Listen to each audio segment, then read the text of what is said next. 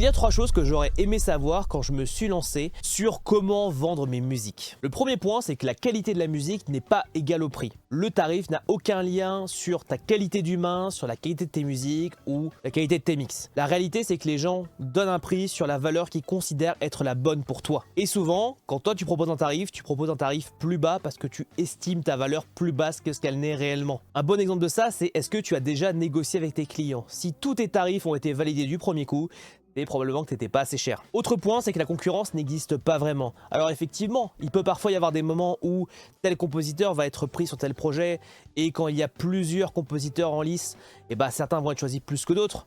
Mais ça ne fait pas forcément d'eux des concurrents. C'est juste un moyen facile de se dire bon si j'ai pas eu ce projet, c'est parce que il y a eu tel compositeur et qu'en fait j'ai pas eu de chance, ou alors c'est parce que lui il fait plus de trucs que moi. C'est un moyen de se rassurer. Dans les faits, les autres compositeurs sont plus souvent tes potes et d'autres compositeurs peuvent t'amener des projets. Encore faut-il être en bon terme avec eux et discuter régulièrement. Et dernier point, ça peut sembler extrêmement abstrait, mais c'est souvent pas une question de compétence, mais plutôt une question de relationnel.